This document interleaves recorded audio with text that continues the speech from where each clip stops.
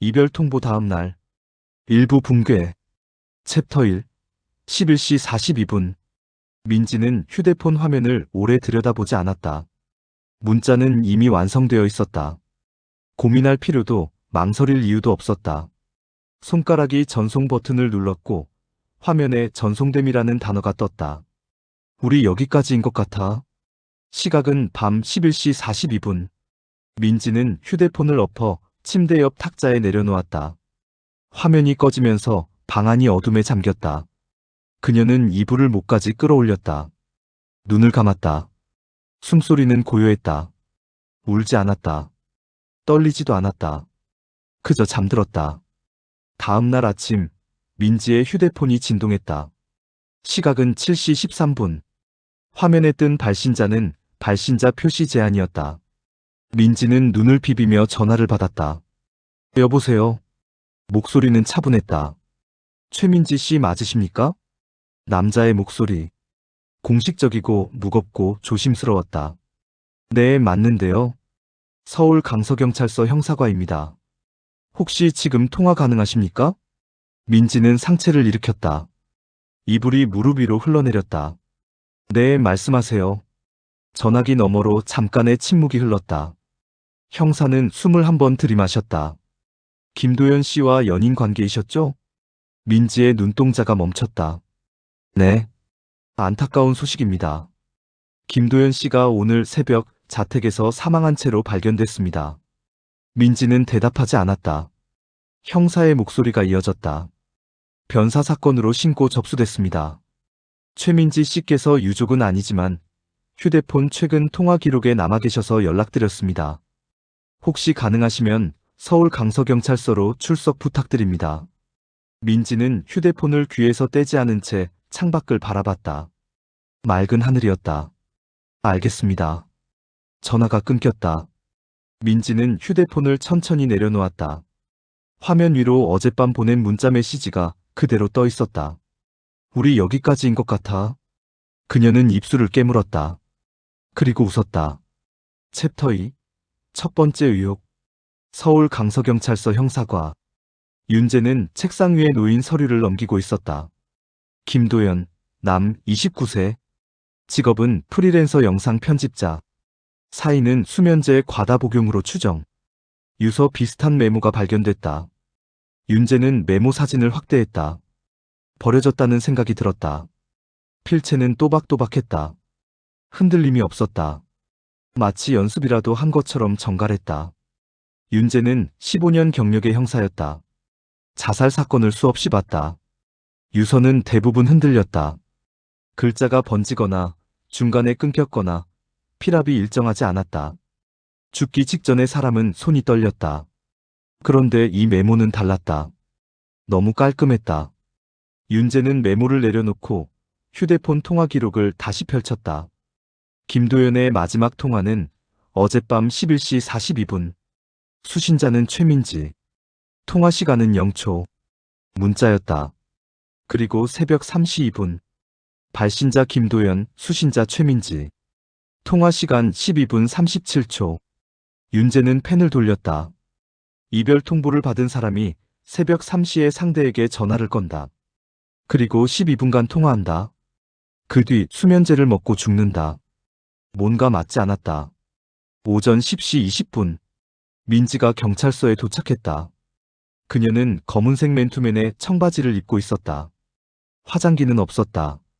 머리는 뒤로 묶여 있었고 얼굴은 창백했다. 하지만 눈은 또렷했다. 윤재는 조사실로 그녀를 안내했다. 민지는 의자에 앉았다. 등받이에 기대지 않고 허리를 곧게 펴고 앉았다. 최민지 씨 맞으시죠? 네. 김도연 씨와는 어떤 관계였습니까? 연인이었어요. 과거형이시네요. 민지는 고개를 끄덕였다. 어젯밤 헤어졌으니까요. 윤재는 메모를 적었다. 어젯밤 11시 42분에 문자 보내셨죠? 네. 내용이 뭐였습니까? 우리 여기까지인 것 같아. 이렇게 보냈어요. 짧네요. 민지는 대답하지 않았다. 윤재는 통화 기록을 펼쳤다. 그런데 새벽 3시 2분에 김도연 씨가 전화를 걸었고 최민지 씨가 받으셨습니다. 12분 37초간 통화하셨어요. 민지는 눈을 깜빡였다. 네. 무슨 이야기 하셨습니까? 잠시 침묵이 흘렀다. 민지는 손을 무릎 위에 가지런히 모았다. 그냥 마지막으로 확인하고 싶다고 해서요. 뭘 확인했죠? 민지는 윤재를 똑바로 쳐다봤다. 정말로 끝인지. 그래서 뭐라고 대답하셨습니까? 끝이라고 했어요. 윤재는 펜을 멈췄다. 민지의 목소리는 흔들리지 않았다. 표정도 변하지 않았다. 눈물도 없었다. 15년 경력의 처음이었다. 유족도 아닌 그저 전 연인이 이렇게 담담할 수 있다니. 윤재는 물었다. 슬프지 않으세요? 민지는 잠시 말이 없었다. 슬프죠. 그런데 우시지 않네요. 민지는 고개를 숙였다. 울면 달라지나요? 윤재는 대답하지 못했다. 챕터 3. 현장 검증. 김도연의 원룸은 서울 강서구에 있었다. 12평짜리 오피스텔. 월세 50만 원. 창문은 남향이었고 햇빛이 잘 들었다. 하지만 지금은 경찰 차단선이 쳐져 있었다. 윤재는 현장 감식팀과 함께 안으로 들어갔다. 방 안은 정리돼 있었다. 침대는 깔끔하게 정돈돼 있었고 책상 위에는 노트북이 꺼진 채로 놓여 있었다. 쓰레기통은 비어 있었다. 시신이 발견된 곳은 욕실이었다. 윤재는 장갑을 끼고 욕실 문을 열었다. 바닥에는 이미 분필로 시신의 위치가 표시돼 있었다. 김도연은 변기 옆 바닥에 쓰러져 있었다고 했다. 손에는 수면제 통이 쥐어져 있었다. 윤재는 쓰레기통을 뒤졌다. 수면제 포장지가 나왔다. 상표는 졸피온지올피아이온. 일반 수면제였다. 하지만 국립과학수사연구원 국과수에서 보내온 예비 분석 결과는 달랐다. 피해자 혈중 농도에서 검출된 수면제 성분은 졸피온이 아닌 트리아젠티아라이에이지엔으로 확인됨. 트리아젠은 전문의 처방 없이는 구할 수 없는 3등급 향정신성 의약품. 윤재는 눈을 가늘게 떴다. 김도연은 정신과 진료 기록이 없었다. 처방전도 없었다. 그럼 이 약은 어디서 났을까? 윤재는 현장을 다시 살폈다. 책상 위 서랍을 열었다. 영수증 몇 장, 볼펜, 메모지. 그 아래에서 작은 노트 한 권이 나왔다. 윤재는 노트를 펼쳤다. 첫 페이지. 2024년 6월 3일. 민지를 만났다. 웃는 얼굴이 예뻤다. 중간 페이지. 2024년 9월 12일. 민지가 요즘 연락이 뜸하다. 내가 부족한가? 마지막 페이지. 2024년 12월 25일. 민지가 나를 떠날 것 같다. 나는 없어도 되는 사람인가? 윤재는 노트를 덮었다. 그리고 휴대폰을 꺼내 민지의 번호로 전화를 걸었다. 민지는 세 번째 벨소리에 전화를 받았다. 네. 윤재 형사입니다.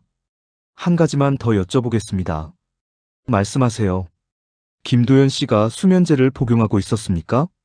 민지는 잠시 침묵했다. 아니요. 알기로는 안 먹었어요. 혹시 최민지 씨는요? 저요? 네. 수면제 복용하십니까? 민지의 목소리가 조금 낮아졌다. 가끔 먹어요. 잠이 안 올 때. 어떤 약이죠? 트리아젠이요. 윤재는 펜을 멈췄다. 처방전 있으십니까? 네. 연세신경정신과에서 받았어요. 윤재는 메모를 적었다. 최근에 수면제를 잃어버리신 적 있습니까? 민지는 잠시 말이 없었다. 왜 그런 걸 물으시죠? 대답만 해주시면 됩니다.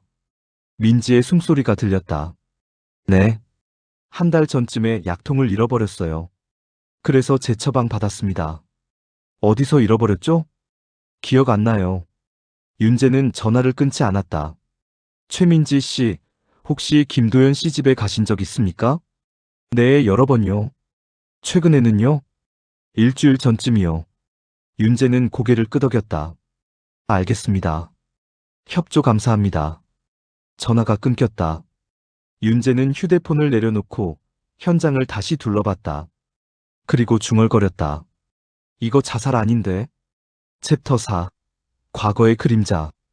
윤재는 김도연의 지인들을 찾아다녔다. 첫 번째는 대학 동기였던 박준혁이었다. 그는 홍대 근처 카페에서 윤재를 만났다. 얼굴에는 피곤함이 가득했다. 도연이가 죽었다는 게 믿기지 않아요. 박준혁은 아메리카노를 한 모금 마셨다.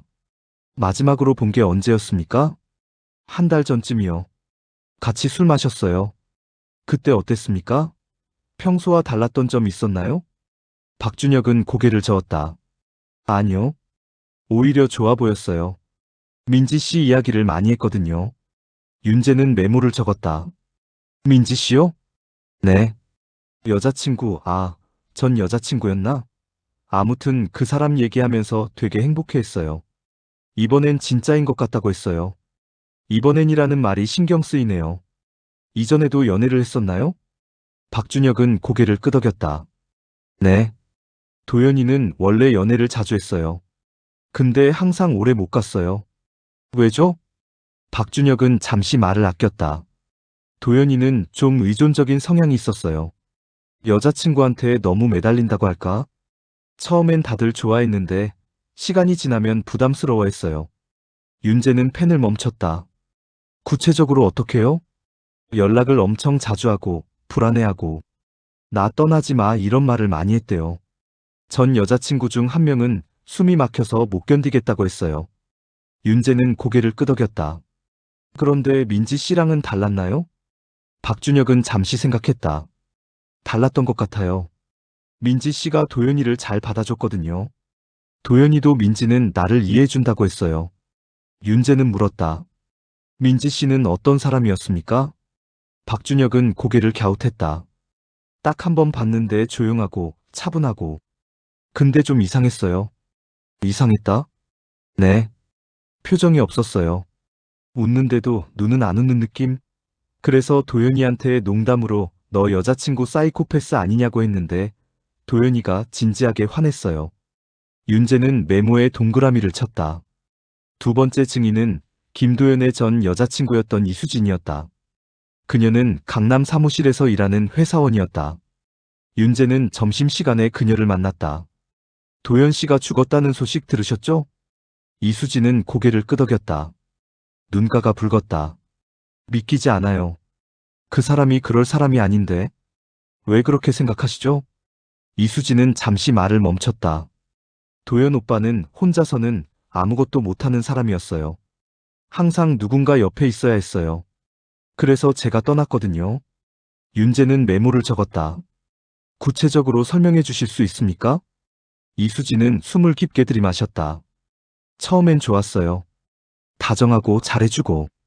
근데 시간이 지나니까 너무 무거웠어요. 제가 조금만 연락 안 하면 나한테 관심 없어? 라고 물어보고, 제가 친구 만나러 간다고 하면 나랑 있기 싫어? 라고 하고. 경계성 성격장애 같은 증상이었나요? 이수진은 고개를 끄덕였다. 정신과 상담을 권유했어요. 근데 안 가더라고요. 네가 날 이해 못해서 그런 거다라고만 하고. 윤재는 물었다. 그래서 헤어지셨군요. 네. 그때 도연 오빠가 엄청 울었어요. 나 없으면 안 된다. 내가 바뀔게 이런 말하면서. 근데 저는 더 이상 못 견디겠더라고요. 이수진은 눈물을 닦았다. 근데 듣자 하니 민지 씨랑 사귀었다면서요? 네. 이수진은 고개를 저었다. 그 사람 조심해야 하는데. 윤재는 눈을 들었다. 왜죠? 민지 씨 심리학 전공자예요. 도연 오빠가 그랬어요. 민지는 나를 정말 이해해준다고. 근데 저는 그게 좀 이상했어요. 어떤 점에서요? 이수진은 잠시 망설였다. 도연 오빠 같은 사람을 이해해준다는 게 쉬운 일이 아니거든요. 저는 6개월 만에 지쳤는데 민지 씨는 6개월을 버텼잖아요. 그것도 아무 문제 없이. 윤재는 펜을 돌렸다. 그래서요? 이수진은 윤재를 똑바로 쳐다봤다. 그 사람, 도연 오빠를 실험하고 있었던 거 아닐까요? 챕터 5. 첫 번째 균열. 윤재는 경찰서로 돌아와 민지의 신상을 다시 조회했다. 최민지, 여, 28세. 학력 고려대학교 심리학과 졸업. 직업 무직. 전과 없음. 윤재는 화면을 스크롤했다. SNS 계정을 검색했다. 인스타그램이 하나 나왔다. 계정은 비공개였다. 윤재는 민지에게 전화를 걸었다. 최민지 씨, 윤재 형사입니다. 네. 다시 한번 출석 부탁드립니다. 민지는 잠시 침묵했다. 왜요? 몇 가지 확인할 게 있습니다. 제가 뭘 윤재는 차분하게 말했다. 잘못한 게 있는지 확인하려고 부르는 겁니다. 민지는 대답하지 않았다. 오후 3시까지 올 수 있으시겠습니까? 알겠습니다. 전화가 끊겼다. 오후 3시 정각. 민지가 경찰서에 도착했다. 이번에는 흰색 셔츠에 검은색 슬랙스를 입고 있었다. 머리는 단정하게 묶여 있었고 얼굴에는 얇게 화장이 돼 있었다. 윤재는 조사실로 그녀를 안내했다. 앉으세요. 민지는 의자에 앉았다. 이번에도 등받이에 기대지 않았다. 윤재는 책상 위에 노트 한 권을 꺼내 놓았다. 김도연의 노트였다. 이거 아십니까? 민지는 노트를 내려다봤다. 도연 오빠 노트예요. 읽어보신 적 있습니까? 민지는 고개를 저었다. 아니요. 윤재는 노트를 펼쳤다. 마지막 페이지를 민지 앞에 펼쳤다. 2024년 12월 25일. 민지가 나를 떠날 것 같다. 나는 없어도 되는 사람인가? 민지는 글을 읽었다. 표정은 변하지 않았다. 윤재는 물었다. 이 글 보니까 어떻습니까? 민지는 고개를 들었다. 슬프죠? 그뿐입니까? 민지는 윤재를 쳐다봤다. 그럼 뭐가 더 있어야 하나요? 윤재는 몸을 앞으로 기울였다. 최민지 씨, 김도연 씨는 경계성 성격장애 의심 증상이 있었습니다. 이별을 극도로 두려워하는 성향이었어요. 그걸 아셨습니까? 민지는 잠시 침묵했다. 알았어요. 알았으면서도 이별 통보를 했습니까? 민지는 대답하지 않았다. 윤재는 계속 물었다. 그리고 새벽 3시 2분, 김도연 씨가 전화를 걸었을 때 받으셨죠? 12분 37초 동안 통화하셨어요. 그 통화에서 무슨 이야기를 했습니까? 민지는 입술을 깨물었다. 개인적인 이야기였어요. 개인적인 이야기로 사람이 죽었습니다. 민지의 눈동자가 흔들렸다. 윤재는 책상 위에 약통 사진을 펼쳤다. 김도연 씨 혈액에서 트리아젠 성분이 검출됐습니다. 최민지 씨가 복용하는 약이죠. 민지는 사진을 내려다봤다. 최민지 씨 한 달 전에 약통을 잃어버렸다고 하셨죠. 어디서 잃어버렸습니까?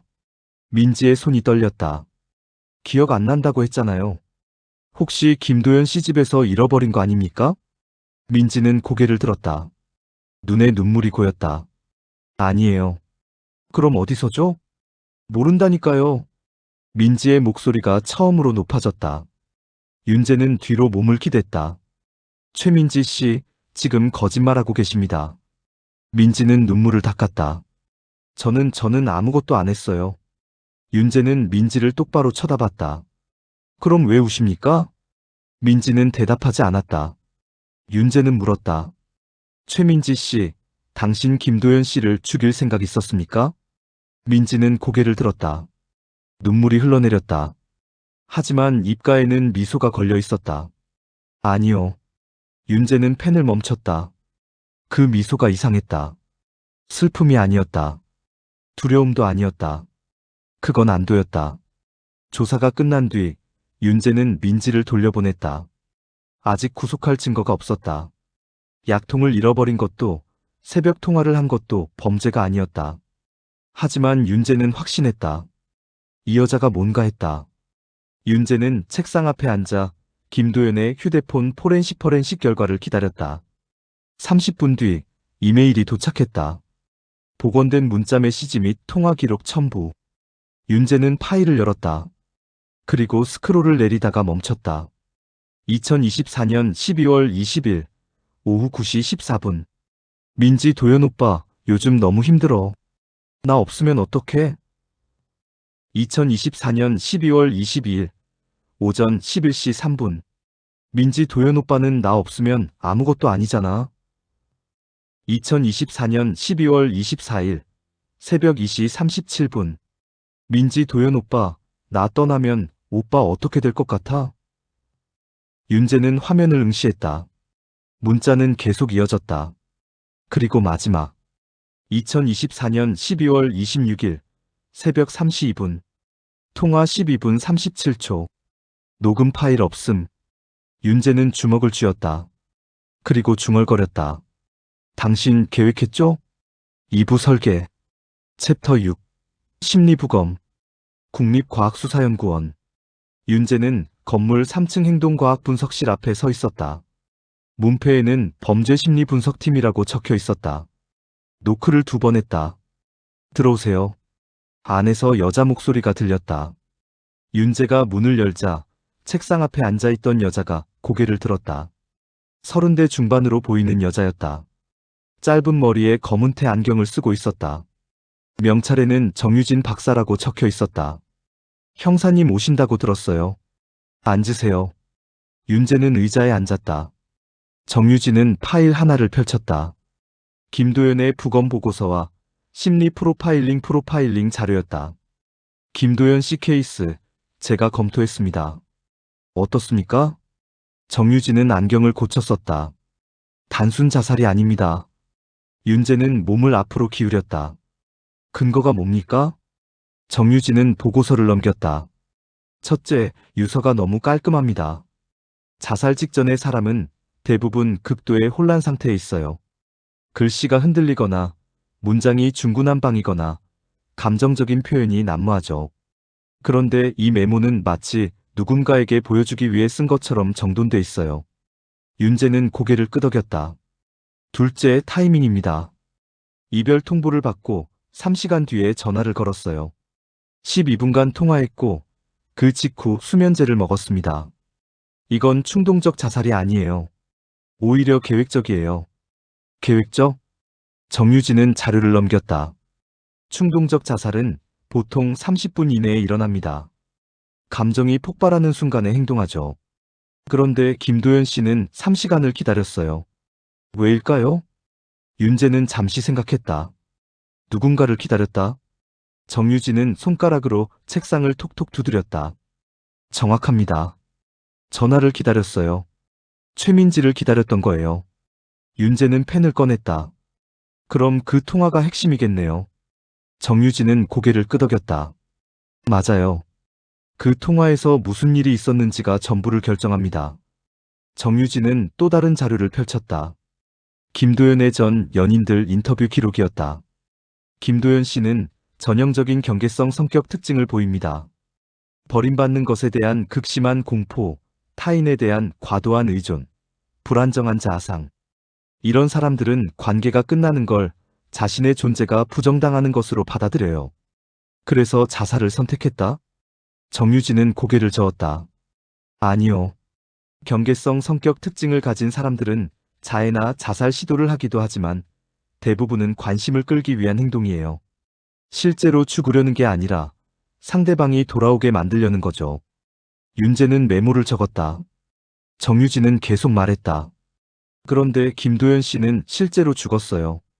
치사량의 수면제를 먹었고 구토방지제도 함께 복용했습니다. 이건 살려달라는 신호가 아니에요. 진짜 죽으려고 한 거예요. 왜 갑자기 바뀐 겁니까? 정유진은 윤재를 똑바로 쳐다봤다. 누군가 그를 그렇게 만들었기 때문입니다.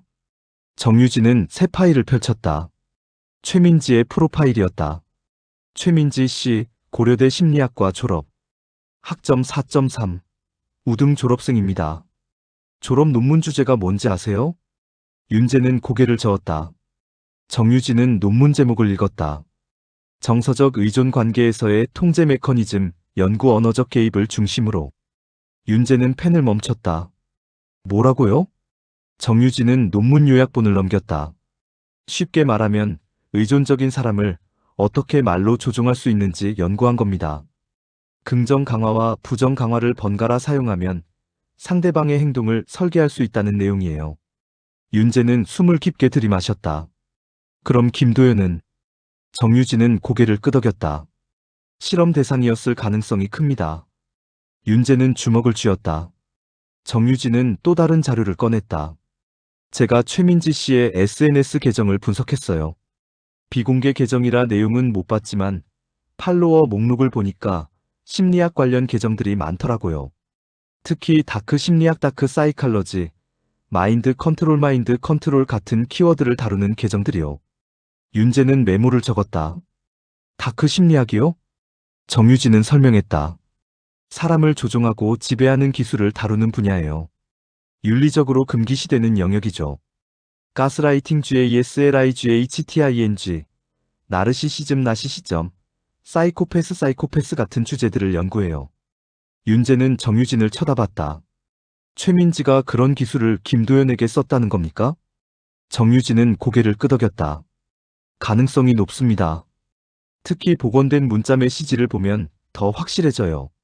정유진은 윤재가 가져온 문자 기록을 펼쳤다. 오빠는 나 없으면 아무것도 아니잖아. 정유진은 이 문장을 가리켰다. 이건 전형적인 자존감 해체 기법이에요. 상대방의 가치를 자신에게만 종속시키는 거죠. 나 없으면 너는 무가치하다는 메시지를 반복적으로 주입하면 상대방은 실제로 그렇게 믿게 됩니다. 윤재는 입술을 깨물었다. 정유진은 다음 문장을 가리켰다. 오빠, 나 떠나면 오빠 어떻게 될 것 같아? 이건 이탈 불안을 극대화하는 질문이에요. 상대방에게 나 없는 미래를 상상하게 만들어서 공포를 심어주는 거죠. 윤재는 자료를 응시했다. 정유진은 마지막으로 말했다. 최민지는 6개월 동안 김도연을 체계적으로 해체했어요. 1단계로 의존을 형성하고 2단계로 자존감을 무너뜨리고 3단계로 이탈 불안을 극대화했어요. 그리고 마지막에 이별 통보를 했죠. 윤재는 물었다. 그럼 새벽 3시 통화는 뭡니까? 정유진은 잠시 침묵했다. 최종 확인이었을 겁니다. 최종 확인? 정유진은 윤재를 똑바로 쳐다봤다. 김도연이 정말로 그녀 없이는 살 수 없는 사람이 됐는지 확인한 거예요. 그리고 확인이 끝나면 정유진은 말을 멈췄다. 윤재가 대신 말했다. 죽게 내버려 둔 거군요. 정유진은 고개를 끄덕였다. 이건 살인입니다. 형사님. 챕터 7. 새벽 3시의 진실. 윤재는 경찰서로 돌아와 디지털 포렌식 팀에 연락했다. 통화 녹음 파일 복원 가능합니까? 전화 너머 목소리가 대답했다. 어려울 겁니다. 통신사 서버에는 통화 내용이 저장되지 않거든요. 통화 기록만 남아요. 윤재는 한숨을 쉬었다. 그럼 다른 방법은 없습니까? 한 가지 방법이 있긴 합니다. 피해자 휴대폰에 녹음 앱이 깔려 있었다면 자동 녹음이 됐을 수도 있어요. 윤재는 즉시 증거 보관함에서 김도연의 휴대폰을 꺼냈다. 배터리는 이미 방전돼 있었다. 윤재는 충전기를 연결했다. 화면이 켜졌다. 잠금 화면이었다. 비밀번호는 이미 해제돼 있었다. 윤재는 앱 목록을 확인했다. 통화 녹음 앱이 있었다. 윤재는 앱을 열었다. 녹음 파일 목록이 나타났다. 가장 최근 파일. 2024년 12월 26일 새벽 3시 2분 12분 37초. 윤재는 재생 버튼을 눌렀다. 스피커에서 소리가 흘러나왔다. 처음엔 잡음이었다. 그리고 김도연의 목소리가 들렸다. 여보세요. 목소리는 떨리고 있었다. 그리고 민지의 목소리. 오빠. 차분했다. 감정이 없었다. 민지야, 나 진짜 힘들어.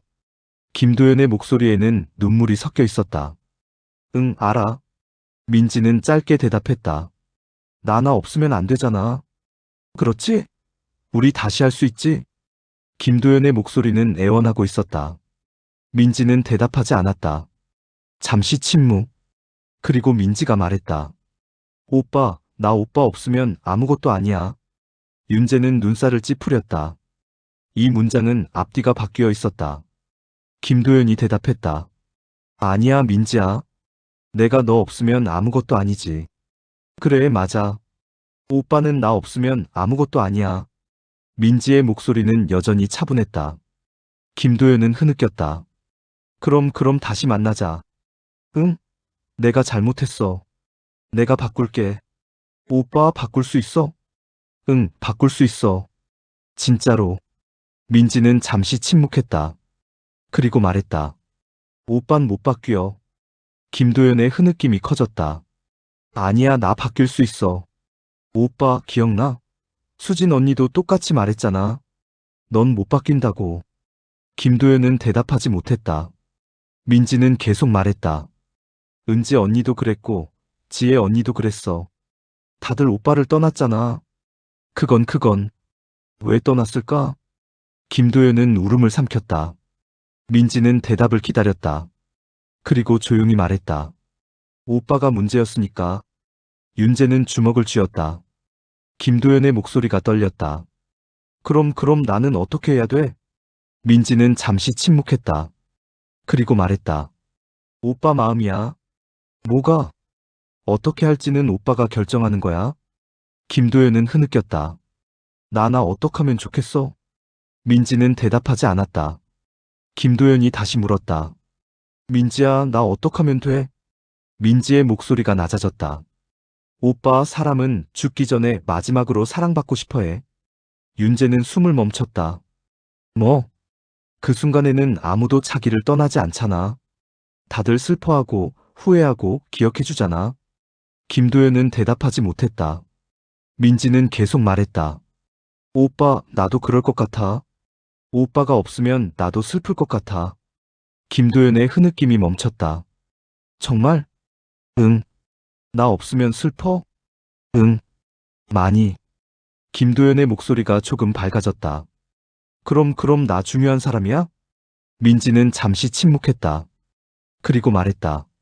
응. 오빠는 중요한 사람이야. 김도연은 울음을 그쳤다. 민지야, 고마워. 응. 나 이제 괜찮을 것 같아. 그래, 오빠. 오빠 선택이니까. 통화가 끊겼다. 윤재는 녹음을 멈췄다. 손이 떨리고 있었다. 그는 녹음 파일을 처음부터 다시 들었다. 한 문장 한 문장을 메모했다. 민지는 김도연에게 직접적으로 죽으라고 말하지 않았다. 하지만 모든 문장이 그쪽으로 유도했다. 오빠는 나 없으면 아무것도 아니야. 자존감 파괴. 오빤 못 바뀌어. 희망 차단. 오빠가 문제였으니까. 자기 혐오 강화. 사람은 죽기 전에 마지막으로 사랑받고 싶어 해. 죽음을 사랑받는 방법으로 프레이밍. 오빠 선택이니까. 책임 전가. 윤재는 메모를 내려다봤다. 완벽했다. 법적으로는 아무 문제가 없었다. 민지는 위로했고 공감했고 선택권을 줬다. 하지만 심리적으로는 김도연에게 단 하나의 선택지만 남겼다. 죽음. 윤재는 휴대폰을 들어 정유진에게 전화를 걸었다. 박사님, 녹음 파일 찾았습니다. 들어보셔야겠어요. 챕터 8. 6개월의 기록. 이틀 뒤, 윤재는 영장을 들고 최민지의 집으로 향했다. 민지는 서울 마포구에 있는 원룸에 살고 있었다. 보증금 500만 원, 월세 45만 원, 10평 남짓한 작은 방이었다. 윤재가 벨을 눌렀다. 경찰입니다. 압수수색 영장 집행합니다. 문이 열렸다. 민지는 회색 후드티를 입고 서 있었다. 얼굴은 창백했고 눈 밑에는 다크서클이 있었다. 들어오세요. 민지는 담담하게 말했다. 윤재는 감식팀과 함께 안으로 들어갔다. 방 안은 깔끔했다. 침대, 책상, 옷장. 그게 전부였다. 책상 위에는 노트북이 놓여 있었고 책장에는 심리학 서적들이 꽂혀 있었다. 윤재는 책장을 살폈다. 정서적 의존의 심리학, 설득의 심리학, 다크 심리학 입문, 마인드 컨트롤의 기술. 모두 밑줄이 가득했다. 윤재는 한 권을 펼쳤다. 다크 심리학 입문이었다. 157페이지, 형광펜으로 표시된 문장. 타인의 행동을 설계하려면 그의 두려움을 먼저 파악하라. 두려움은 가장 강력한 동기다. 윤재는 책을 덮었다. 감식팀이 책상 서랍을 열었다. 그 안에서 노트 한 권이 나왔다. 표지에는 아무 글자도 없었다. 윤재는 장갑을 끼고 노트를 펼쳤다. 첫 페이지. 실험일지 해시태그 1. 피험자 김도연. 시작일 2024년 6월 3일. 윤재는 숨을 멈췄다. 다음 페이지를 넘겼다. 1단계 의존 형성 6월 3일 7월 31일. 목표 피험자가 나를 유일한 이해자로 인식하게 만들기. 방법. 마이너스 피험자의 과거 트라우마 경청 및 공감. 마이너스 너를 이해해 반복. 마이너스 피험자의 불안을 내가 해소해주는 패턴 구축. 결과 성공. 피험자는 나에게 강한 애착 형성. 윤재는 페이지를 넘겼다. 2단계 자존감 해체 8월 1일, 10월 15일. 목표 피험자의 자기 가치를 나에게 종속시키기. 방법. 마이너스 간헐적 무시 연락 지연. 차갑게 대하기. 마이너스 나 없으면 넌 아무것도 아니야. 암시 반복. 마이너스 피험자의 성취를 평가져라. 결과 성공. 피험자는 나의 인정 없이 자신을 가치 있게 여기지 못함. 윤재는 손이 떨렸다. 3단계 이탈 불안 극대화 10월 16일, 12월 20일. 목표 피험자가 나 없는 삶을 상상조차 못하게 만들기. 방법. 마이너스 나 떠나면 어떡해? 반복 질문.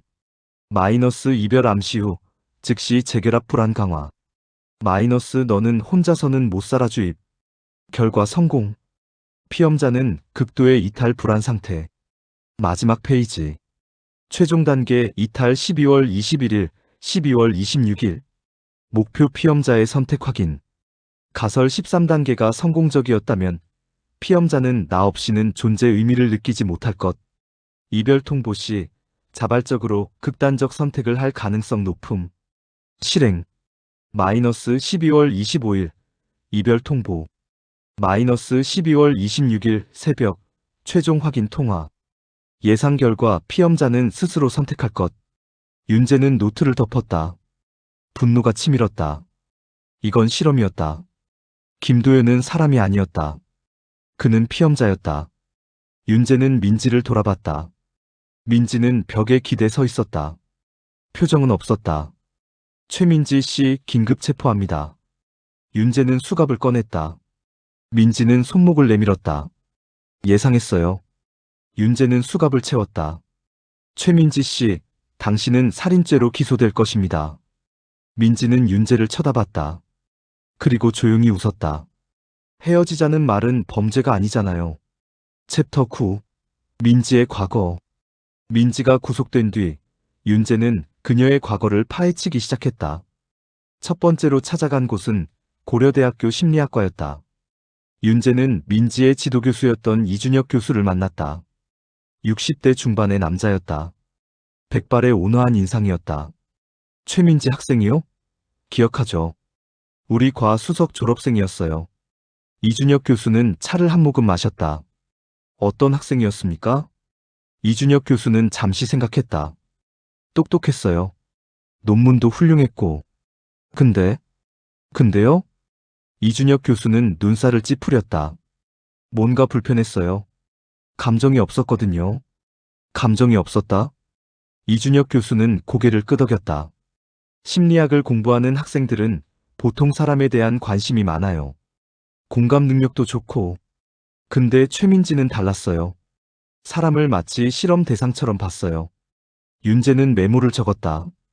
구체적인 예가 있습니까? 이준혁 교수는 말했다. 졸업 논문 심사 때였어요. 최민지가 발표를 하는데 한 교수님이 물었어요. 이 연구를 실제 사람한테 적용하면 윤리적으로 문제가 있지 않냐고. 그랬더니 최민지가 뭐라고 했는지 아세요? 뭐라고 했습니까? 이준혁 교수는 한숨을 쉬었다. 윤리는 결과를 막지 못합니다라고 했어요. 윤재는 펜을 멈췄다. 이준혁 교수는 계속 말했다. 그 말을 듣고 소름이 돋았어요. 그래서 제가 최민지를 따로 불러서 물었죠. 너 혹시 사람을 실험하고 싶니? 라고. 그랬더니 최민지가 웃으면서 말했어요. 교수님, 모든 관계는 실험 아닌가요? 윤재는 숨을 깊게 들이마셨다. 두 번째로 찾아간 사람은 민지의 전 남자친구였다. 이름은 정수호. 32세. 회사원이었다. 윤재는 그를 강남의 한 카페에서 만났다. 정수호는 윤재를 보자마자 긴장한 표를 지었다. 최민지 그 사람 때문에 오셨죠? 네. 혹시 최민지 씨와 사귀신 적 있습니까? 정수호는 고개를 끄덕였다. 2년 전에 1년 정도 사귀었어요. 어떻게 헤어지셨습니까? 정수호는 커피를 한 모금 마셨다. 손이 떨리고 있었다. 제가 도망쳤어요. 도망쳤다? 정수호는 고개를 끄덕였다. 민지는 사람이 아니었어요. 윤재는 몸을 앞으로 기울였다. 무슨 뜻입니까? 정수호는 숨을 깊게 들이마셨다. 처음엔 완벽했어요. 제 말을 다 들어줬고 이해해줬고. 그런데 시간이 지나면서 이상해졌어요. 어떻게요? 정수호는 말을 이었다. 민지가 제 모든 걸 통제하기 시작했어요. 누구 만나는지, 어디 가는지, 뭐 하는지. 처음엔 관심 있어서 그런 거겠지 생각했어요. 근데 점점 심해졌어요. 제가 조금이라도 늦게 연락하면 나한테 관심 없어? 라고 물었고, 친구 만난다고 하면 나보다 친구가 좋아? 라고 했어요. 윤재는 메모를 적었다. 정수호는 계속 말했다. 그러다가 어느 날 제가 회사 회식 때문에 연락을 못했어요. 그랬더니 민지가 새벽 2시에 제 집 앞에 와 있었어요. 울면서 나 없으면 안 된다고 하더라고요. 그래서 제가 겁이 났어요. 그래서요? 정수호는 눈을 감았다. 제가 우리 헤어지자고 했어요. 그랬더니 민지가 웃었어요. 울다가 갑자기 웃는 거예요. 그리고 말했어요. 오빠, 나 없으면 오빠 어떡하려고? 그 말이 너무 무서웠어요. 마치 저를 실험하는 것 같았어요. 윤재는 펜을 멈췄다. 그 뒤에 어떻게 됐습니까? 정수호는 눈을 떴다. 제가 휴대폰 번호 바꾸고 이사 갔어요. 그리고 6개월 동안 정신과 치료받았어요. 윤재는 정수호를 쳐다봤다. 지금은 괜찮으십니까? 정수호는 고개를 저었다. 아직도 악몽 꿔요. 민지가 나타나서 오빠, 나 없으면 안 되잖아 라고 말하는 꿈이요. 윤재는 명함을 건넸다. 혹시 재판 때 증인으로 나와주실 수 있습니까? 정수호는 명함을 받았다. 그 사람 잡을 수 있어요? 잡을 겁니다. 정수호는 고개를 끄덕였다. 그럼 나가겠어요. 더 이상 다른 사람이 저처럼 당하면 안 되니까요. 챕터 10. 법의 사각지대. 서울중앙지검.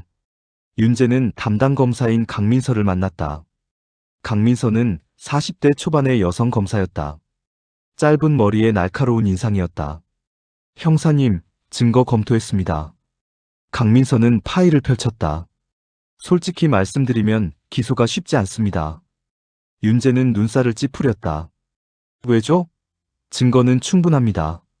실험 일지도 있고, 녹음 파일도 있고, 증인도 있습니다. 강민서는 고개를 저었다. 증거는 충분해요. 근데 법이 문제예요. 무슨 말입니까? 강민서는 설명했다. 최민지는 김도연을 직접 죽이지 않았어요. 칼로 찌르지도 않았고, 약을 먹이지도 않았어요. 단지 말만 했어요. 그리고 그 말들은 법적으로 살인교사나 살인방조로 보기 어려워요. 윤재는 책상을 쳤다. 그럼 이게 범죄가 아니란 말입니까? 강민서는 손을 들어 윤재를 진정시켰다. 범죄는 맞아요. 근데 어떤 범죄로 볼지가 문제예요. 살인죄? 살인방조죄? 아니면 자살교사죄? 자살교사죄요? 강민서는 고개를 끄덕였다. 형법 252조 2항. 사람을 교사하거나 방조하여 자살하게 한 자는 10년 이하의 징역 또는 2천만 원 이하의 벌금에 처한다. 이게 최대치예요. 윤재는 주먹을 쥐었다. 10년? 그게 전부입니까? 김도연은 죽었어요. 그런데 10년? 강민서는 한숨을 쉬었다. 저도 답답해요. 근데 법이 그래요. 자살교사죄는 본인이 스스로 선택했다는 전제가 있거든요. 최민지가 아무리 유도했어도 결국 수면제를 먹은 건 김도연이에요. 윤재는 입술을 깨물었다. 강민서는 말을 이었다. 그리고 변호인 측에서는 최민지는 단지 위로했을 뿐이라고 주장할 거예요. 녹음 파일을 들어봐도 최민지는 죽으라고 직접 말하지 않았어요. 오히려 오빠 선택이라고 했죠. 이건 법정에서 유리하게 작용할 수 있어요. 윤재는 고개를 저었다. 그럼 우리가 질 수도 있단 말입니까? 강민서는 윤재를 똑바로 쳐다봤다. 이길 수 있어요. 근데 쉽지 않아요. 우리는 최민지가 계획적으로 김도연을 죽음으로 몰아넣었다는 걸 입증해야 해요. 단순한 이별이 아니라 심리적 살인이었다는 걸 증명해야 해요. 윤재는 물었다. 어떻게 해야 합니까? 강민서는 자료를 펼쳤다. 첫째, 실험 일지를 전면에 내세워야 해요. 이게 최민지의 계획성을 증명하는 결정적 증거예요. 둘째, 범죄 심리학자의 전문가 증언이 필요해요. 최민지의 행위가 심리적 살인이라는 걸 학술적으로 뒷받침해야 해요. 셋째, 전 남자친구 정수호의 증언이 중요해요. 최민지가 반복적으로 같은 패턴을 보였다는 걸 입증하면 우발적 범죄가 아니라 습관적 범죄라는 걸 보여줄 수 있어요. 윤재는 메모를 적었다. 강민서는 계속 말했다. 그리고 마지막으로 우리는 배심원들의 마음을 움직여야 해요. 이건 단순한 법리 싸움이 아니에요. 사람들이 이건 살인이다라고 느끼게 만들어야 해요. 윤재는 고개를 끄덕였다. 알겠습니다. 제가 할 수 있는 건 다 하겠습니다. 강민서는 윤재의 어깨를 두드렸다. 형사님, 이거 이기면 판례가 돼요. 심리적 살인도 처벌받을 수 있다는 선례를 만드는 거예요. 쉽지 않겠지만 해봅시다. 3부 심판. 챕터 11. 법정의 전쟁. 서울중앙지방법원 417호 법정. 2025년 2월 14일 금요일. 밸런타인데이였다. 윤재는 방청석 맨 앞줄에 앉아 있었다. 옆에는 김도연의 어머니가 있었다. 60대 초반의 여자였다. 검은색 상복을 입고 있었고 손에는 하얀 손수건을 쥐고 있었다. 눈은 이미 붉게 부어 있었다. 재판장에는 판사 3명이 앉았다. 가운데가 재판장 박철수 판사였다. 50대 중반, 백발의 엄격한 인상이었다. 피고인석에는 최민지가 앉아 있었다. 그녀는 검은색 정장을 입고 있었다. 머리는 단정하게 묶여 있었고 화장은 하지 않았다. 얼굴은 창백했지만 표정은 담담했다.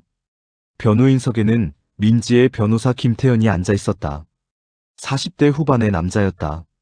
서울에서 손꼽히는 형사 전문 변호사였다. 승소율 87%.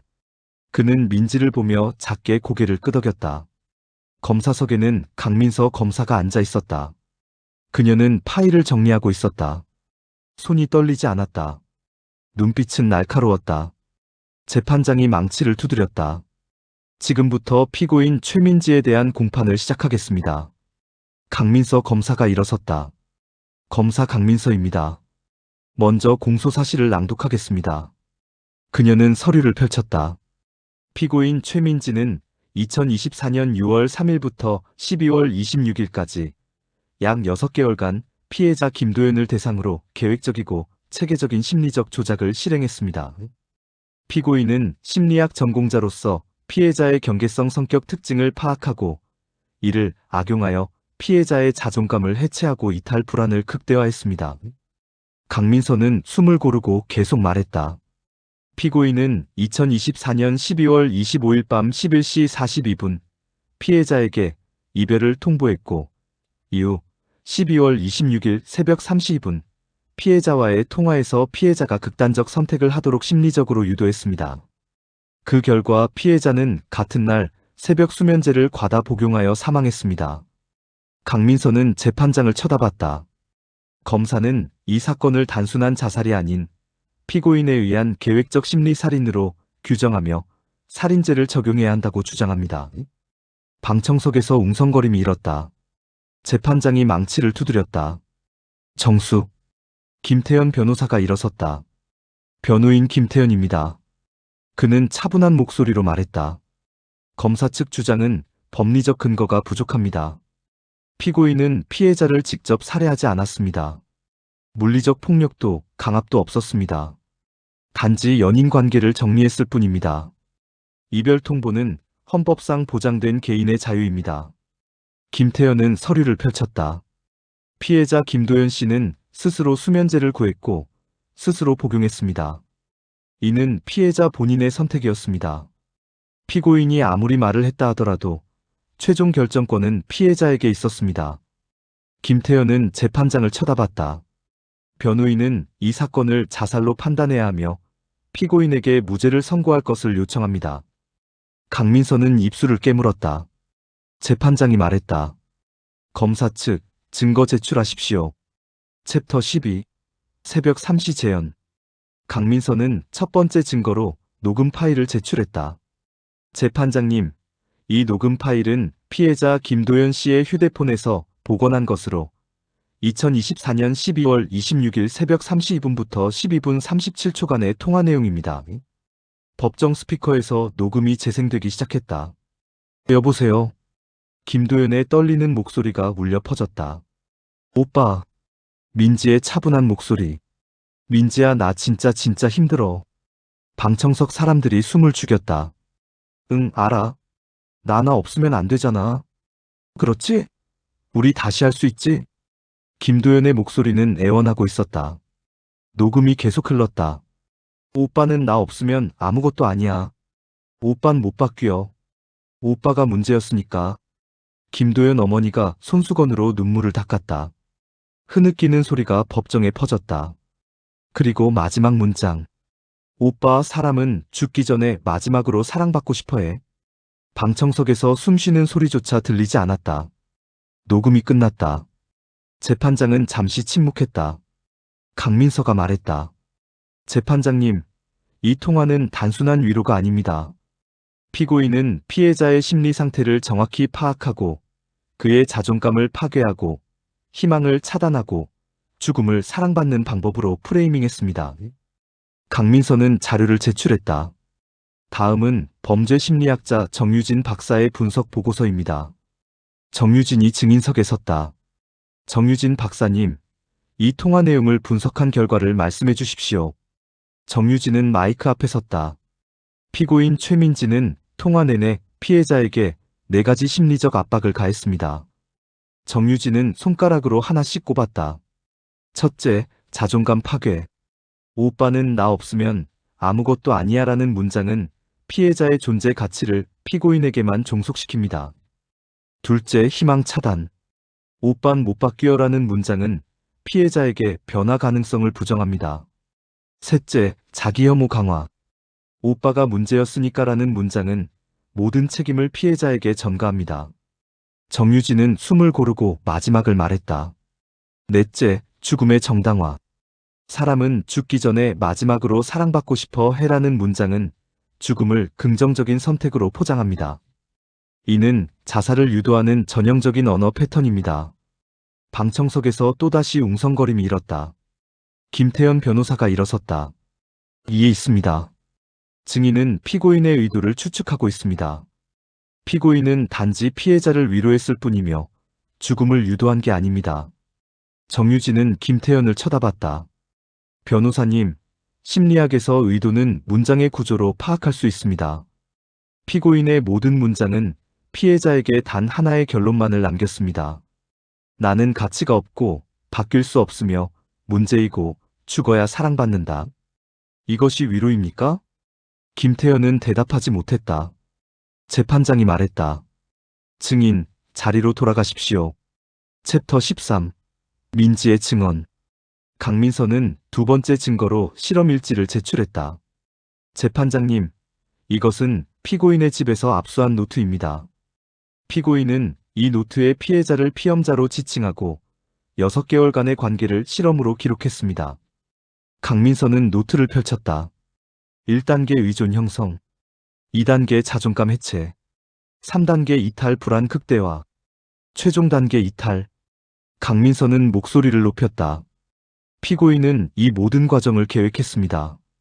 김도연은 사랑하는 사람이 아니었습니다. 그는 실험 대상이었습니다. 방청석에서 경악의 목소리가 터졌다. 재판장이 망치를 두드렸다. 김태현이 일어섰다. 이에 있습니다.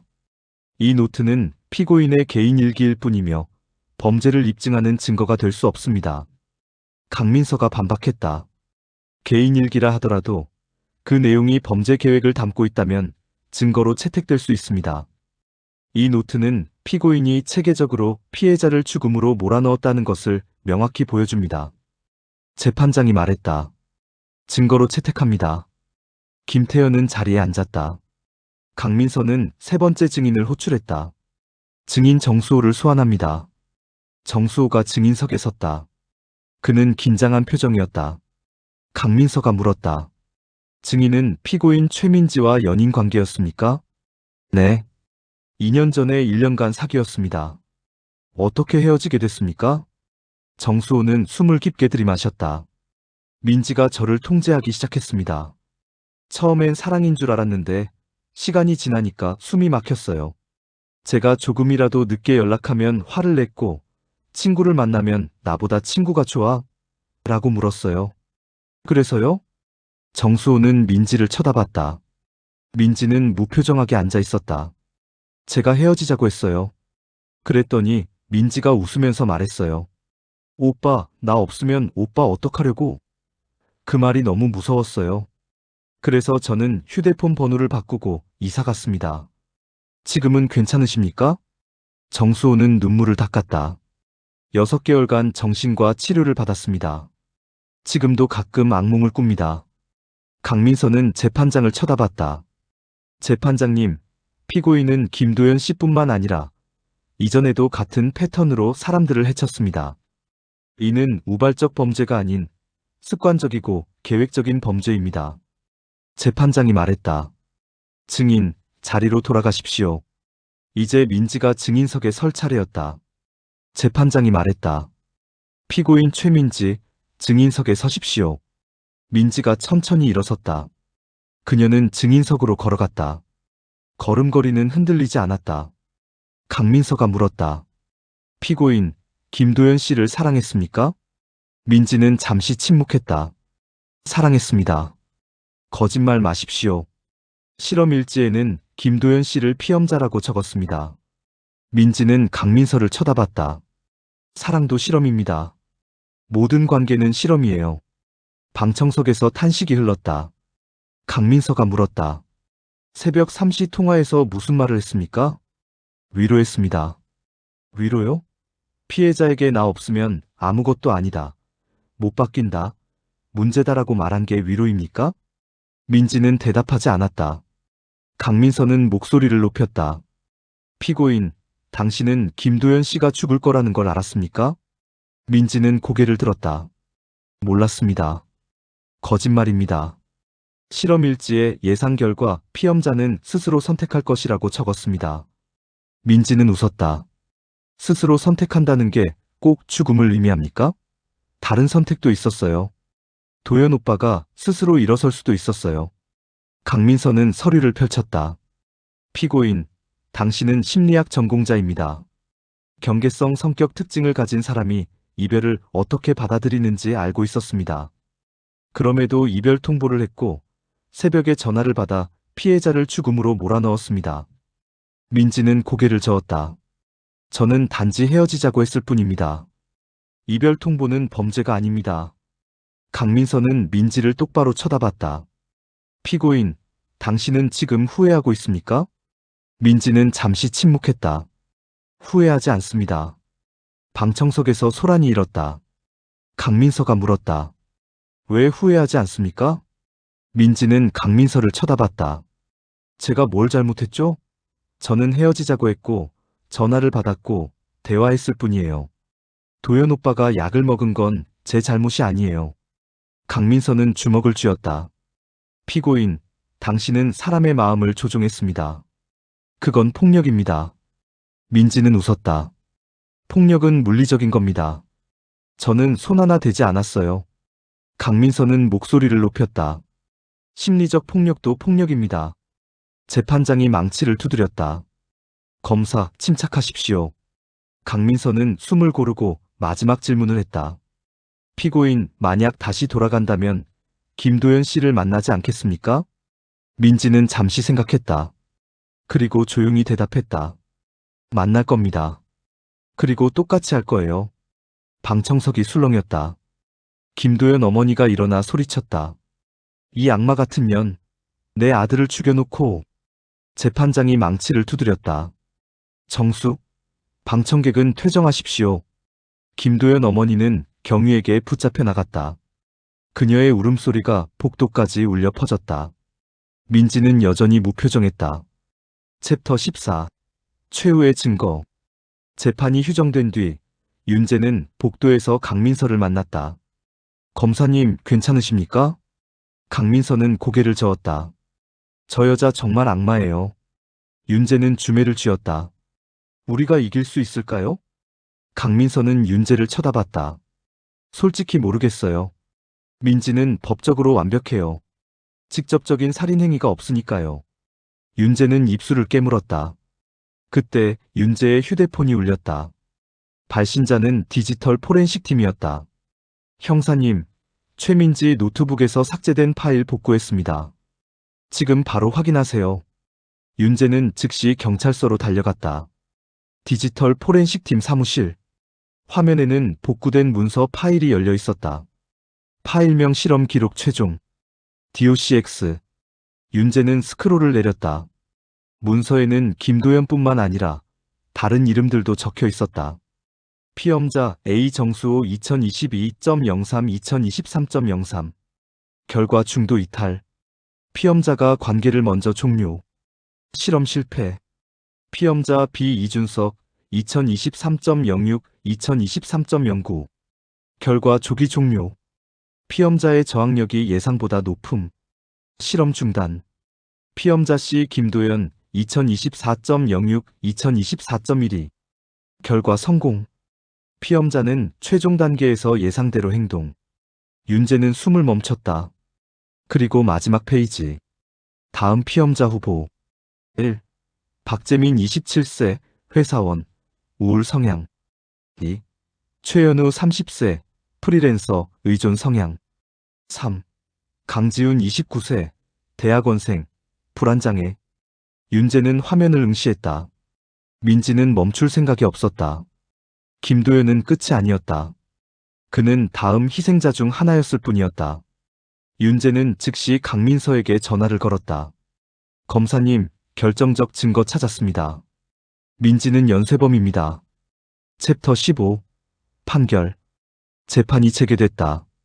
강민서는 마지막 증거를 제출했다. 재판장님, 이것은 피고인의 노트북에서 복구한 파일입니다. 피고인은 김도연 씨뿐만 아니라 이전에도 2명의 남성을 대상으로 같은 실험을 시도했습니다. 그리고 다음 희생자 명단까지 작성해 두었습니다. 방청석에서 경악의 소리가 터졌다. 강민서는 파일을 화면에 띄웠다. 피고인은 단순한 범죄자가 아닙니다. 그녀는 연쇄심리 살인자입니다. 김도연 씨는 그녀의 첫 번째 성공 사례일 뿐이며 앞으로도 계속될 범죄의 시작입니다. 강민서는 재판장을 쳐다봤다. 재판장님, 피고인에게 최고형을 선고해 주시기 바랍니다. 더 이상의 희생자가 나와서는 안 됩니다. 재판장은 잠시 침묵했다. 김태현 변호사가 일어섰다. 이에 있습니다. 피고인은 실제로 다른 사람을 해치지 않았습니다. 명단 작성은 범죄가 아닙니다. 강민서가 반박했다. 명단 작성은 범죄의 계획성을 증명합니다. 피고인은 앞으로도 계속 사람들을 해칠 의도가 있었습니다. 재판장이 말했다. 양측 최후 진술하십시오. 강민서가 일어섰다. 재판장님, 배심원 여러분. 이 사건은 우리 사회가 직면한 새로운 형태의 범죄입니다. 물리적 폭력은 없었지만 심리적 폭력은 존재했습니다. 피고인은 사람의 마음을 무기로 사용했고 그 결과 김도연 씨는 죽었습니다. 강민서는 숨을 고르고 계속 말했다. 피고인은 후회하지 않는다고 말했습니다. 다시 돌아가도 똑같이 하겠다고 했습니다. 이는 피고인이 교화 불가능하다는 것을 스스로 증명한 겁니다. 강민서는 목소리를 높였다. 재판장님, 이 사건에 엄중한 판결을 내려주십시오. 그래야만 앞으로 같은 범죄가 재발하지 않을 것입니다. 심리적 살인도 살인입니다. 법은 이를 반드시 처벌해야 합니다. 강민서는 자리에 앉았다. 김태현이 일어섰다. 재판장님, 배심원 여러분. 피고인은 사람을 죽이지 않았습니다. 말을 했을 뿐입니다. 그 말이 아무리 상처가 됐다 하더라도 법적으로 살인이 될 수는 없습니다. 김태현은 서류를 펼쳤다. 피해자 김도연 씨는 성인입니다. 그는 스스로 판단하고 선택할 수 있는 능력이 있었습니다. 피고인의 말이 영향을 줬다 하더라도 최종 결정은 피해자 본인이 내렸습니다. 김태현은 재판장을 쳐다봤다. 법은 감정이 아닌 사실로 판단해야 합니다. 피고인에게 무죄를 선고해 주시기 바랍니다. 김태현은 자리에 앉았다. 재판장이 말했다. 피고인, 최후 진술하십시오. 민지가 일어섰다. 그녀는 방청석을 둘러봤다. 그리고 조용히 말했다. 저는 아무것도 잘못하지 않았습니다. 사랑했고 헤어졌고 대화했을 뿐입니다. 도연 오빠가 스스로 선택한 겁니다. 저는 강요하지 않았어요. 민지는 재판장을 쳐다봤다. 사람들은 항상 누군가를 탓하고 싶어 해요. 슬픈 일이 생기면 누군가의 책임으로 만들고 싶어 하죠. 하지만 세상엔 그냥 일어나는 일도 있어요. 도연 오빠의 죽음도 그래요. 민지는 웃었다. 여러분도 언젠가 누군가에게 상처를 줄 거예요. 그때 여러분도 범죄자가 되는 건가요? 방청석이 조용해졌다. 민지는 자리에 앉았다. 재판장은 30분간 합의를 위해 퇴정했다. 윤재는 복도에서 담배를 피웠다. 손이 떨렸다. 강민서가 다가왔다. 형사님, 우리가 이길 거예요. 윤재는 강민서를 쳐다봤다. 확신하십니까? 강민서는 고개를 끄덕였다. 증거가 충분해요. 그리고 저는 사람을 믿어요. 판사님도 사람이에요. 저 여자가 얼마나 위험한지 알 거예요. 30분 뒤, 재판장이 다시 입장했다. 지금부터 판결을 선고하겠습니다. 피고인, 일어서십시오. 민지가 일어섰다. 표정은 여전히 담담했다. 재판장이 판결문을 읽기 시작했다. 피고인 최민지는 2024년 6월부터 12월까지 피해자 김도연을 대상으로 계획적이고 체계적인 심리적 조작을 실행했다. 피고인은 피해자의 심리적 취약점을 악용하여 자존감을 해체하고 이탈 불안을 극대화했으며 이별 통보 후 피해자와의 통화에서 피해자가 극단적 선택을 하도록 유도했다. 재판장은 숨을 고르고 계속 읽었다. 비록 피고인이 피해자를 직접 살해하지는 않았으나 피고인의 행위는 피해자의 선택지를 사실상 제거했으며 이는 간접적 살인 행위로 판단된다. 재판장은 민지를 쳐다봤다. 본 재판부는 형법 제250조 살인죄를 적용하되 직접적 살인이 아닌 점을 참작하여 감경한다. 재판장이 망치를 들어 올렸다. 피고인 최민지에게 징역 18년을 선고한다. 망치가 내려쳤다. 방청석에서 환호와 탄식이 동시에 터졌다. 김도연 어머니는 울음을 터뜨렸다. 18년밖에 안 돼요? 내 아들은 죽었는데. 윤재는 주먹을 쥐었다. 18년. 너무 짧았다. 하지만 그래도 유죄였다. 민지는 표정 하나 변하지 않았다. 그리고 조용히 웃었다. 재판장이 말했다. 피고인은 즉시 수감한다. 퇴정. 에필로그 두 번째 이별. 6개월 뒤. 서울여자교도소. 민지는 독방에 앉아 있었다. 회색 수감복을 입고 있었고 머리는 짧게 잘라져 있었다. 책상 위에는 노트 한 권이 놓여 있었다. 민지는 펜을 들었다. 그리고 천천히 적기 시작했다. 사람은 죽기 전 마지막으로 사랑받고 싶어 한다. 이건 내가 도연에게서 배운 것이다. 사랑은 통제다. 의존은 무기다. 그리고 이별은 가장 강력한 도구다. 민지는 펜을 멈추고 창밖을 바라봤다. 하늘은 맑았다. 그녀는 노트를 덮었다. 그리고 파일명을 적었다. 이별 통보 다음 날. 민지는 미소를 지었다. 교도소 안에서도 그녀는 계속 쓸 수 있었다. 그리고 언젠가 나가면 다시 시작할 수 있었다.